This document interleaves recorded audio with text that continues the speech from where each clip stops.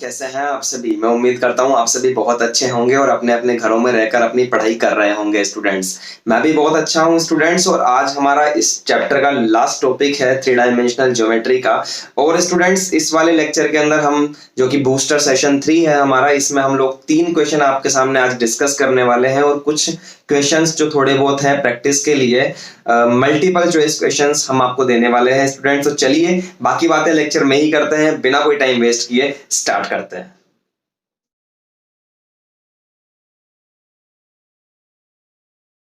तो yes everyone, देखिए पिछले वाले लेक्चर के अंदर हमने आपसे बात कर ली थी कुछ एनसीईआरटी क्वेश्चंस के बारे में। आज हम बात करने वाले हैं इन 3 क्वेश्चंस के बारे में, 12, 13 एंड 14 स्टूडेंट्स। तो चलिए देखते हैं। सबसे पहले हमारे पास में 12th क्वेश्चन है। क्या कह रहा है कि relation between direction cosines of two lines are given below. दो लाइंस है आपके पास में और उनके जो डायरेक्शन कोसाइंस हैं उनके बीच में आपको रिलेशन दिया हुआ है। ये रिलेशन है, ये फर्स्ट रिलेशन है और ये सेकंड रिलेशन है। तो आपको वो लाइंस फाइंड करनी है स्टूडेंट्स, ठीक है। चलिए देखिए मेरे साथ में, आपको रिलेशन क्या दिया हुआ है। सबसे पहले आपको दो लाइंस के बीच में रिलेशन दिया हुआ है। वो रिलेशन हम लोग लिख लेते हैं। क्या दिया हुआ है? L minus 5m plus 3n is equal to 0 and the second relation is 7l square plus 5m square minus 3n square is equal to 0। ये हमें दिया हुआ है, ये दो रिलेशन हमें दिए हुए हैं। तो हमें क्या करना है स्टूडेंट्स, बेसिकली ये जो क्वेश्चन है, ये क्वेश्चन सीधा सा डिपेंडेंट है ओनली ऑन द कैलकुलेशन। तो आपको इन दोनों को सॉल्व करके और एल एम एन का वैल्यू निकालना है और कुछ भी नहीं निकालना है स्टूडेंट्स। जब आप सॉल्व करेंगे तो एल की 2 वैल्यूज आएंगी, एल की 2 वैल्यूज आएंगी, एम की 2 वैल्यूज आएंगी और एन की 2 वैल्यूज आएंगी। जो 2 वैल्यूज आएंगी उसमें से फर्स्ट होगा फर्स्ट लाइन के लिए, सेकंड होगा सेकंड लाइन के लिए। वैसे ही एम की 2 वैल्यूज होगी, फर्स्ट होगा फर्स्ट लाइन के लिए, सेकंड होगा सेकंड लाइन के लिए। और एन की भी 2 वैल्यूज आएगी, तो फर्स्ट फर्स्ट लाइन के लिए और सेकंड सेकंड लाइन के लिए। इस तरह से हमें दोनों लाइंस के डायरेक्शन कोसाइंस मिल जाएंगे स्टूडेंट्स। तो चलिए करना स्टार्ट करते हैं। सबसे पहले यहाँ पर लिखेंगे हम लोग सॉल्यूशन और यहाँ से हम लोग एल का वैल्यू निकालेंगे students. L is equal to 5m।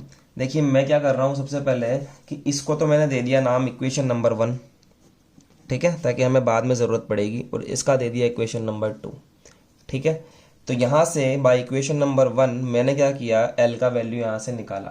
तो L is equal to 5m minus 3n, ठीक है, 3n। Put in equation number 2 और यहाँ पुट कर रहा हूँ, देखिए ध्यान से। 7 एल की जगह पर 5m माइनस 3n का square plus 5m square minus 3n square is equal to 0, ठीक है। 7 को एज इट इज़ रखिए। यहाँ पर a माइनस बी का होल स्क्वायर जब हम ओपन करेंगे तो 25m स्क्वायर माइनस 2 5 ज़ा 10, 10 3 ज़ा 30mn प्लस 3 3 ज़ा 9n square plus 5m square minus 3n square that is equal to 0। 7 multiply by this तो कितना आएगा स्टूडेंट्स, हमारे पास आएगा 175m square minus 7 multiply bye 30 तो 21 0 m n प्लस 7 9 ज़ा 63n स्क्वायर, ठीक है, प्लस 5m स्क्वायर माइनस का 3n square that is equal to 0। थोड़ा सा सॉल्व करेंगे इसको। देखिए 175m square and 5m square that is equal to 180m square, ये एज इट इज रहेगा, माइनस का 210mn, ठीक है। और यहाँ इसको सॉल्व करेंगे स्टूडेंट्स तो आएगा 60n square that is equal to 0। पूरे में से 30 कॉमन ले लीजिए, 30 कॉमन ले लीजिए पूरे में से और कॉमन लेकर 0 कर दीजिए। तो क्या बचेगा, 6m square minus 6m square 70mn plus 2n square is equal to 0। क्या हमें यही मिलेगा स्टूडेंट्स? देखिए यहाँ पर जब हम लोग 30 कॉमन लेंगे तो 7 बचेगा, ना कि 70, ठीक है। ये थोड़ा सा आप ध्यान रखिए, हो गई गलती तो कोई बात नहीं है। 6m square minus 7mn plus 2n square. अब देखिए स्टूडेंट्स, अब क्या करेंगे, हम इसको थोड़ा सा सॉल्व करने की कोशिश करेंगे, जैसे कि हम लोग क्वाड्रेटिक इक्वेशन को सॉल्व करते हैं। ठीक है, मैं कैसे सॉल्व कर रहा हूँ देखिए, आप मेरी बात सुनिए ध्यान से। मैं इस बीच वाले को तोड़ रहा हूँ, ठीक है, और कुछ इस टाइप से तोड़ रहा हूँ। 6m² minus 4mn minus 3mn। कोई भी कंडीशन यहाँ नहीं लगाई है, बस इतनी लगाई है कि सर 7mn को तोड़ दिया माइनस 4mn माइनस का 3mn में। उसके बाद में क्या किया स्टूडेंट्स, मैंने ध्यान दिया कि इसमें और इसमें क्या कॉमन आ रहा है, दोनों में क्या कॉमन आ रहा है, मुझे दिखा 2m कॉमन आ रहा है। तो यहाँ से क्या क्या बचा, 3 बचा और एक m बचा, माइनस यहाँ क्या बचेगा, यहाँ बचेगा 2 और m बाहर आ गया तो n, माइनस यहाँ से कॉमन आया स्टूडेंट्स सिर्फ और सिर्फ n, सिर्फ और सिर्फ n कॉमन आया, तो यहाँ बचेगा 3m माइनस यहाँ से n कॉमन आ गया तो यहाँ भी बचेगा 2n। अब देख लीजिए, अब इस पूरे में से 3m माइनस 2n कॉमन ले लो, 3m माइनस 2n कॉमन ले लो तो क्या बचेगा 2m माइनस n। तो हमारे पास में दो वैल्यूज आ चुकी है स्टूडेंट्स। ठीक है, तो हमारे पास में दो कंडीशंस आएगी, यहाँ से 3m minus 2n is equal to 0 और 3m is equal to 2n। ठीक है, और इसके बाद क्या कर रहा हूँ स्टूडेंट्स, मैं इस 2 को तो ला रहा हूँ नीचे इस टाइप से m/2 और n के नीचे ला रहा हूँ 3, तो n/3। तो ये कंडीशन मेरे को मिल गई यहाँ से। This is the first condition. And अगर मैं बात करूँ सेकंड कंडीशन के बारे में, ये है फर्स्ट कंडीशन और ये है साहब सेकंड कंडीशन। देखिए 2m is equal to n, इस 2 को ले जाओ नीचे और m के नीचे रहेगा 1, n डिवाइडेड बाय 2। ये मिल गया सेकंड कंडीशन। अब हमें क्या मिला है, हमें वैल्यूज नहीं मिली, हमें तो रिलेशन मिल गया m और n में, और m और n के अंदर रिलेशन मिल गया। ठीक है, अब क्या करेंगे स्टूडेंट्स, हम लेंगे कंडीशन नंबर 1 और इस रिलेशन को उठाकर जहां से हमें m का वैल्यू की अगर मैं बात करूं कि m का वैल्यू मेरे पास में क्या है, तो m का वैल्यू है मेरे पास में 2n डिवाइडेड बाय 3। दिमाग लगाओ थोड़ा सा, m is equal to 2n/3। ठीक है, ये 2 इधर चला जाएगा, तो m का वैल्यू पुट करेंगे इन इक्वेशन नंबर फर्स्ट। ठीक है, कंडीशन नंबर 1, कंडीशन नंबर 1 क्या है, ये रही m/2 is equal to n/3। यहां से m का वैल्यू आया 2n/3।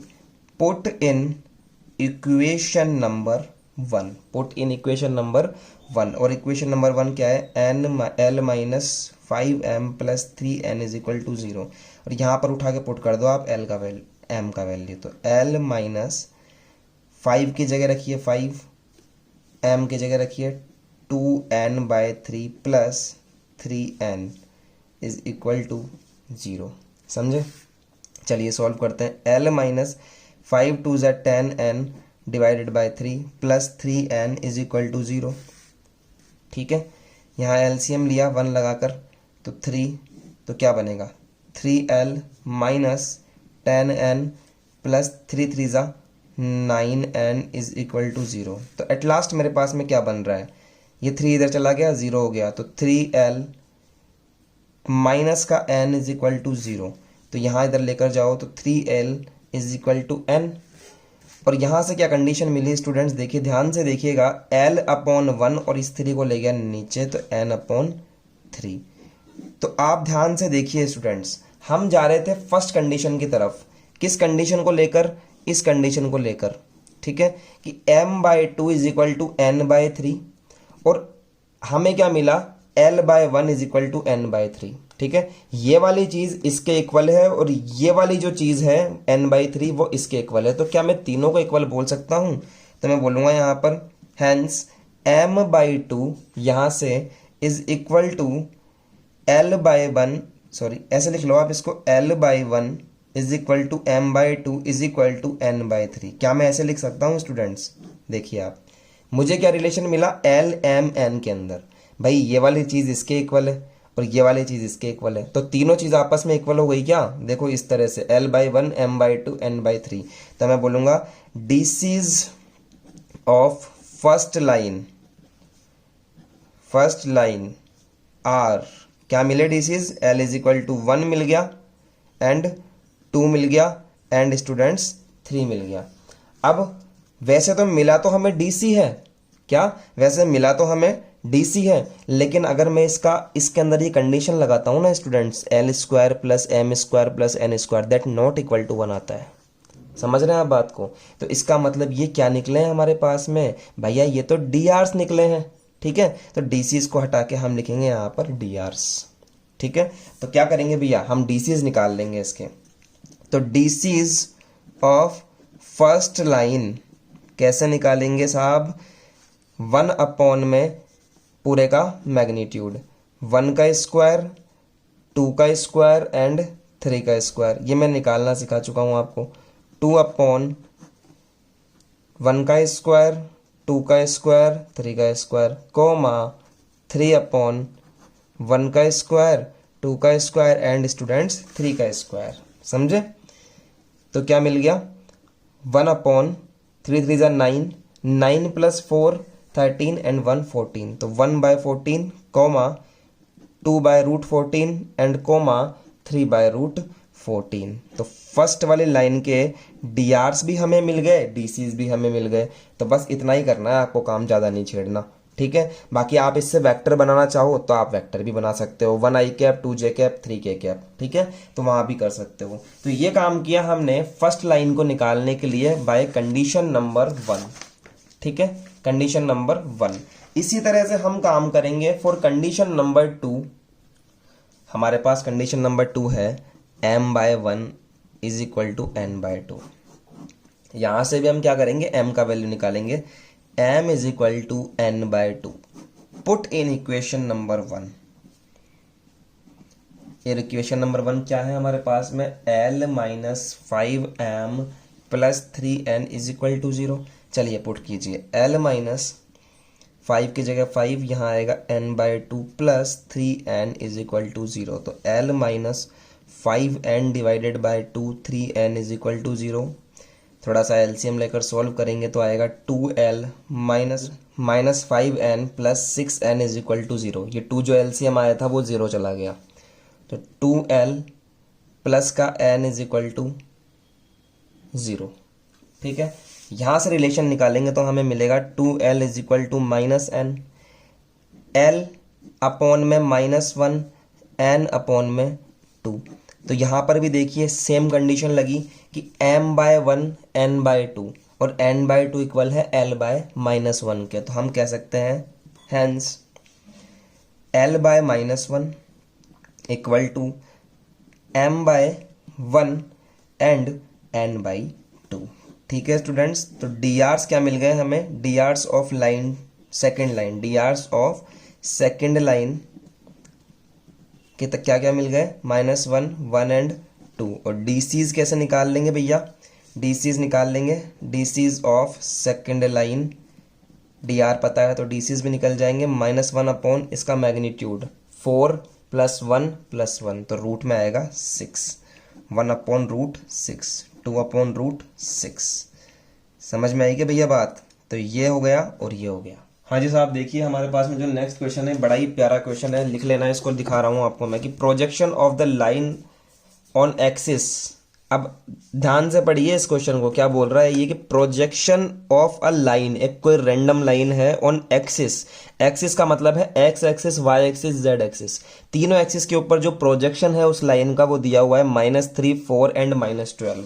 तो find the length of the line segment, वो जो लाइन आपको दी हुई है उसकी लेंथ बताइए एंड डायरेक्शन कोसाइंस बताइए। ठीक है, तो सिंपल सी बात यह है कि पहले तो हमें डी आर फाइंड करने पड़ेंगे, डायरेक्शन रेशो, फिर निकलेगा उसका लाइन सेगमेंट का लेंथ, जो उसका मैग्नीट्यूड होता है वही उसका लेंथ होता है, और उसके बाद में निकलेगा डायरेक्शन कोसाइन। तो समझिए क्वेश्चन का कॉन्सेप्चुअली करेंगे, वैसे अलग अलग किताबों में पता नहीं कैसे कैसे दिया हुआ है, लेकिन मैं कंसेप्ट फॉलो करूंगा आपके सामने। देखिए हमें बेसिकली 3 एक्सिस हैं हमारे पास में, x है, y है और z है। एक लाइन है स्टूडेंट्स, एक रैंडम लाइन है, वो x एक्सिस के साथ में जो प्रोजेक्शन बना रही है, ठीक है, प्रोजेक्शन बना रही है, वो प्रोजेक्शन हमें दिया हुआ है। देखिए यहां पर देखिए आप, क्वेश्चन नंबर 13 की बात कर रहा हूं, क्वेश्चन नंबर 13 की मैं बात कर रहा हूं, प्रोजेक्शन ऑन एक्स एक्सिस कितना दिया हुआ है साहब मुझे, ये दिया हुआ है मुझे -3, ठीक है। सिमिलरली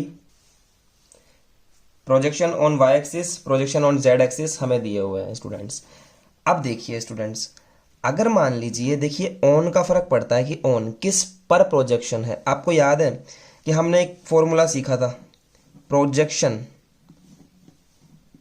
प्रोजेक्शन क्या सीखा था, ए डॉट बी, और जैसे मान लीजिए प्रोजेक्शन ऑन बी निकालना है, ऑन बी वेक्टर, तो नीचे की तरफ आ जाता था वो, जिस पर निकालना है वो हमेशा नीचे रहता था। ये बात पता है आपको। तो यहां पर हमें प्रोजेक्शन दिया हुआ है on X axis, on Y axis, on Z axis. तो यहां देखिए आप ध्यान से, प्रोजेक्शन ऑन, ध्यान से समझिए स्टूडेंट्स, छोटा सा कंसेप्ट है, समझ में आ जाएगा। प्रोजेक्शन ऑन एक्स एक्सिस मुझे दिया हुआ है कितना स्टूडेंट्स, कैसे निकालेंगे, जैसे मान लीजिए कि ये लाइन है मेरे पास में और इसके डायरेक्शन रेशो मुझे दिए हुए हैं, मैंने मान लिया a, b, c, ठीक है। और ये dr दिए हुए हैं, तो इससे बनने वाला वेक्टर क्या हो गया, A I cap plus of B J cap plus of C K cap, ये हो गया लाइन का वेक्टर हो गया, ठीक है। एक्स एक्सिस के dr से बनने वाला वेक्टर क्या होता है, इसके dr होते हैं 1,0,0, ये मैंने आपको बताया हुआ है। और इसका जो वेक्टर बनेगा वो क्या बनेगा, 1 आई कैप प्लस 0 जे कैप प्लस 0 के कैप, ये बात होती है, समझ रहे हैं। तो हम क्या करते थे, दोनों का डॉट प्रोडक्ट करते थे यहां पर, ठीक है। तो पहले तो मैं लूंगा लाइन, जैसे मैंने लाइन ले लिया एल वेक्टर, और फिर मैं डॉट प्रोडक्ट कर रहा हूं एक्स एक्सिस के साथ में, यानी कि एक्स वेक्टर, और डिवाइडेड बाय, क्योंकि ऑन एक्स एक्सिस है, क्या साहब, ऑन एक्स एक्सिस है, तो मैं नीचे की तरफ जो लूंगा वो लूंगा मैं एक्स एक्सिस का मैग्नीट्यूड, समझ रहे हो आप, यहां पर लूंगा एक्स एक्सिस का मैग्नीट्यूड। देखिए 1 का स्क्वायर प्लस 0 का स्क्वायर प्लस 0 का स्क्वायर। चलिए प्रोजेक्शन ऑन एक्स एक्सिस क्या दिया हुआ है, -3 is equal to L vector हमने अभी भी मान लिया, A I cap plus B J cap plus C K cap, और इसका मुझे डॉट करना है एक्स एक्सिस के डायरेक्शन में जो वेक्टर है, मतलब कि 1 आई cap plus 0 J cap plus 0 K cap divided by 1, ठीक है। ये 1 इधर चला गया तो हो गया -3, a मल्टीप्लाई बाय दिस, तो a का वैल्यू आ गया, b को 0 से करेंगे तो 0 हो जाएगा, और c को करेंगे तो ये भी 0 हो जाएगा, तो a का वैल्यू मेरे पास आ गया -3, यानी कि जो लाइन है उसका फर्स्ट डायरेक्शन रेशो मेरे पास आ गया 1। सिमिलरली देखिए projection on y axis, projection on y axis, समझ रहे हैं, एल वेक्टर हो गया और ये हो गया मेरे पास में y एक्सिस, डिवाइडेड बाय, क्योंकि ऑन y एक्सिस है तो नीचे की तरफ y एक्सिस का मैग्नीट्यूड आएगा, ठीक है। y एक्सिस का डायरेक्शन रेशो क्या होते हैं, 0,1,0, सिर्फ y होता है यहाँ पर, ठीक है। तो यहाँ पर सिमिलरली मैं रखूंगा यहाँ पर A I cap plus B J cap plus of C K cap, y के ये रहे 0,1,1, तो 0 I cap plus 1 J cap plus 0 K cap, और डिवाइडेड बाय y का मैग्नीट्यूड 1 हो जाएगा, ठीक है। ये क्या दिया हुआ है, प्रोजेक्शन ऑन y एक्सिस हमें दिया हुआ है 4। यहाँ पर इन दोनों का डॉट प्रोडक्ट करेंगे तो a का 0, b का हो जाएगा 1, यानी कि b मल्टीप्लाई बाय 1, ओके। तो b की वैल्यू आ गई 4। और similarly projection on z axis से भी अगर हम निकालेंगे तो कैसे निकलेगा, l dot z vector upon में z वेक्टर का मैग्नीट्यूड, और यहाँ से स्टूडेंट्स जब हम वैल्यू पुट करके निकालेंगे तो हमें जो c का वैल्यू मिलेगा ना वो मिलेगा -12। तो हमारे पास में l वेक्टर के dr आ चुके हैं, समझ में आई आपकी बात। नाउ द लाइन इज क्या है, l वेक्टर है, a की जगह पर लिखेंगे -3 आई कैप, b की जगह पर लिखेंगे 4 जे कैप, एंड c की जगह पर लिखेंगे 12 के कैप, समझे। अब हम निकालना चाहते हैं length of line L vector, कैसे निकालेंगे भैया, इसका मैग्नीट्यूड निकाल दो, -3 आई कैप का 3 का स्क्वायर, 4 का स्क्वायर प्लस -12 का स्क्वायर, ऐसे निकालते हैं मैग्नीट्यूड। तो जब मैं करूंगा तो 169 आएगा और यहाँ पर मिल जाएगा 13 यूनिट्स, समझ में आई बात। अब उसके बाद में हमें पूछ रहा है DCs of line, DCs of line कैसे निकालेंगे, माइनस का 3 डिवाइडेड बाय इसका मैग्नीट्यूड कितना 13, कॉमा 4 डिवाइडेड बाय इसका मैग्नीट्यूड 13 और माइनस का 12 डिवाइडेड बाय 13, तो ये मिल गया हमें डीसीज। समझ में आई क्या बात? चलिए नेक्स्ट क्वेश्चन पे बात करते हैं। हमारे पास में नेक्स्ट क्वेश्चन है क्वेश्चन नंबर 14।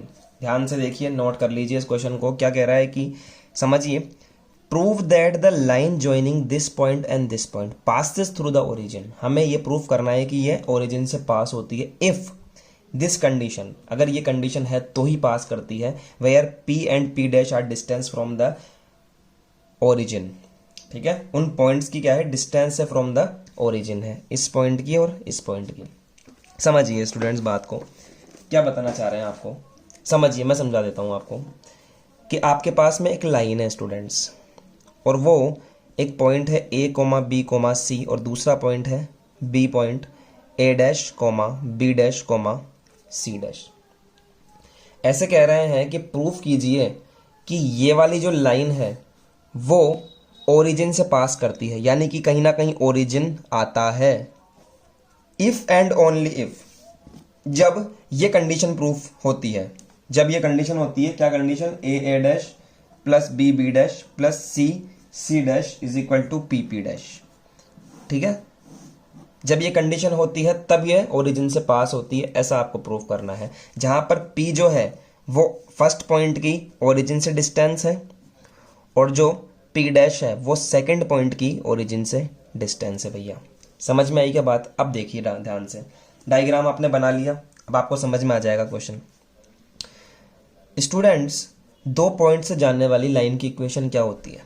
आपको मैंने बताया है, equation of line passing through 2 points,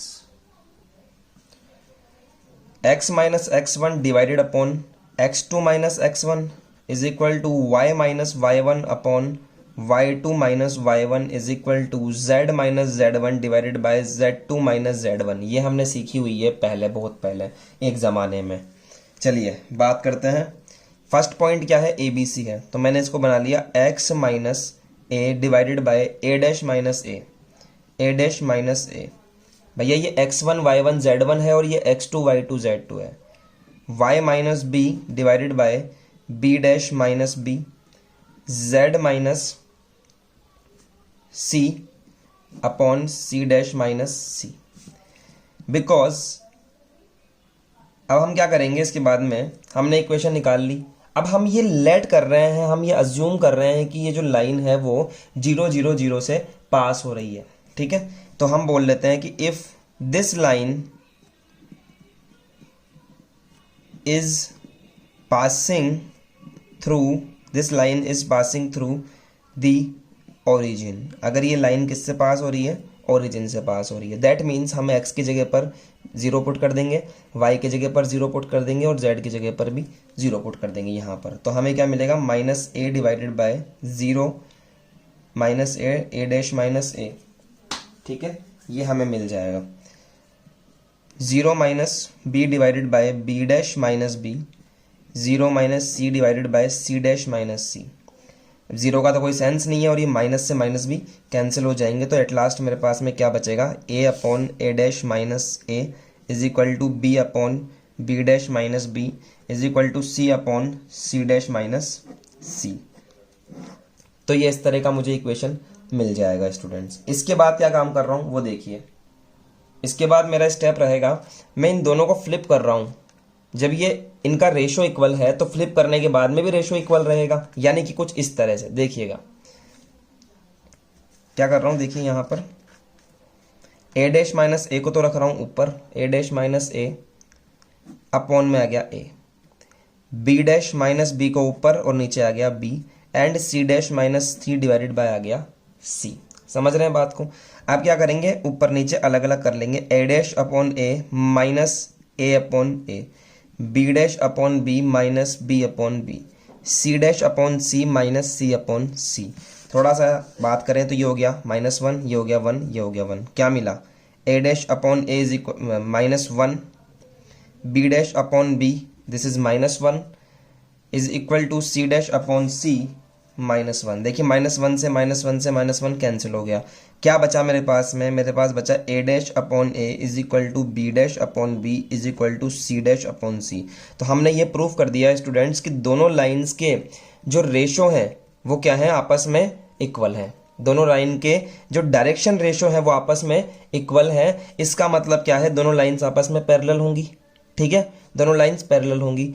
मैं ऐसे कह सकता हूं क्या स्टूडेंट्स कि जब दोनों के डायरेक्शन रेशो इक्वल है तो दोनों की ओरिजिन से डिस्टेंस भी इक्वल होगी। भैया बिल्कुल इक्वल होगी। जैसे मान लीजिए मेरे पास में यहां पर ओरिजिन है, समझिए ध्यान से, 0,0,0 ये फर्स्ट लाइन है, इसका डायरेक्शन रेशो है ABC। दूसरी लाइन है A dash B dash and C dash. जब इनके डायरेक्शन रेशो आपस में इक्वल है, रेशो का जो रेशो है वो आपस में इक्वल है, तो इनकी जो डिस्टेंस होगी फ्रॉम ओरिजिन, इसकी तो है P और इसकी है इस वाले की, यहां से लेके यहां तक की P डैश, उनका भी रेशो क्या होगा, इक्वल होगा स्टूडेंट्स। ठीक है, ऐसे मैं लिख सकता हूं। दूसरी बात करिए कि A डैश अपॉन,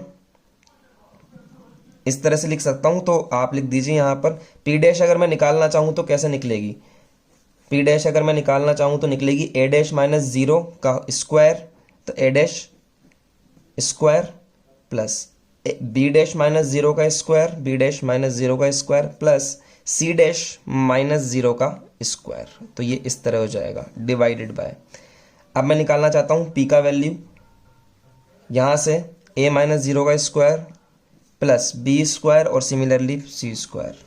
ठीक है, ये हमारे कोई काम का नहीं है, हमारे काम का सिर्फ ये है। ये मैंने आपको समझा दिया कि जब दोनों के डायरेक्शन रेशो इक्वल होंगे आपस में, तो स्टूडेंट्स इनकी ओरिजिन से डिस्टेंस भी इक्वल होगी। ठीक है, यहाँ से हम निकालेंगे स्टूडेंट्स A डैश का value, A dash upon A is equal to P dash upon P। तो यहाँ से क्या निकलेगा, A डैश का वैल्यू निकलेगा A P dash upon P, A P dash upon P।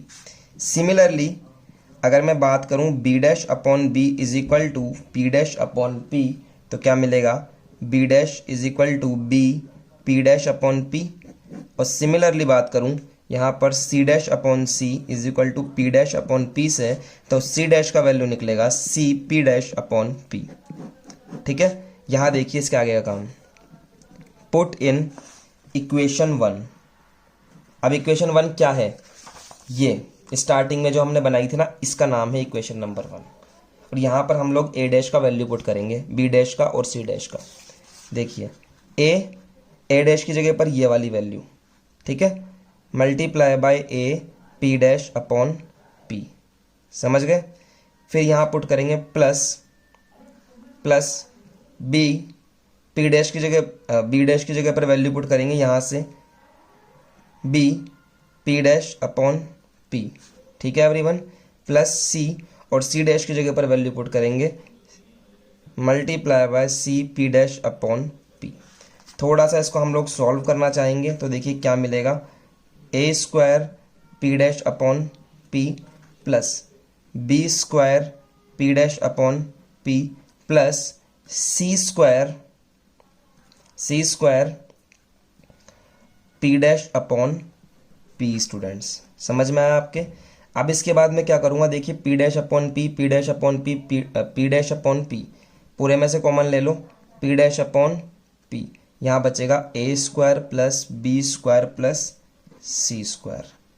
ठीक है, और आपको पता है अगर मैं थोड़ा सा पीछे की तरफ जाऊं तो देखिए A square plus B square plus C square का रूट किसके इक्वल है, P के इक्वल है। तो अगर यहाँ से मैं रूट हटाऊंगा तो यहाँ बन जाएगा P स्क्वायर, समझ रहे हैं, यहाँ बन जाएगा P स्क्वायर। दैट मीन्स इसका वैल्यू क्या है स्टूडेंट्स, P स्क्वायर है। तो यहीं देख लीजिए एक बार इसके आगे कि P dash upon P multiply by this is P square, तो P से P कैंसिल हो गया, एट लास्ट आंसर आया P डैश P, और ये हमारा RHS है। ठीक है, तो हमने कंडीशन प्रूव कर दी, A dash plus B dash plus C dash is equal to P dash P। ये कंडीशन हमें प्रूव करनी थी ना, देखिए आप, ये रही कंडीशन, तो ये हमने प्रूव कर दी। तो इस तरह से स्टूडेंट्स हमारी ये कंडीशन प्रूव होगी। अब ये 3 क्वेश्चन थे आज के हमारे बूस्टर सेशन के अंदर, और आप इनकी प्रैक्टिस करिए स्टूडेंट्स। तीनों की आज को ज़्यादा काम आपके लिए नहीं है, बस थोड़ा सा काम मेरी तरफ से रहेगा। स्क्रीन पर देखिए कुछ क्वेश्चंस मैं आपको दिखा रहा हूँ स्टूडेंट्स, ये हैं मल्टीपल चॉइस टाइप क्वेश्चंस और ये आरबीएससी बोर्ड की बुक से है। आप इससे कर लीजिए, इससे आपकी थोड़ी सी हाथ में प्रैक्टिस आएगी, परफेक्शन आएगा। तो ये ऑप्शनल क्वेश्चंस हैं, इनके आंसर भी मैं आपको दिखा देता हूँ, हिंदी प्लस इंग्लिश मीडियम दोनों के लिए, ठीक है। यस तो स्टूडेंट्स आज हमने देखे 3 क्वेश्चंस, आई होप आपको बहुत अच्छे से समझ में आए होंगे। अब स्टूडेंट्स आप प्रैक्टिस कीजिए, शुरू से लेकर एंड तक आप थ्योरी को पढ़िए, रिवाइज कीजिए चीजों को और क्वेश्चंस को लगाइए। जितने मैंने करवाए हैं सफिशिएंट है, कोई बुक देखने की जरूरत नहीं है। कंसेप्ट को दिमाग में बिठाइए और क्वेश्चंस को करने का प्रयास कीजिए स्टूडेंट्स। अब हम मिलेंगे आपसे नए लेक्चर के अंदर एक नए चैप्टर के साथ में। आज के लिए ऑल द बेस्ट एवरीवन।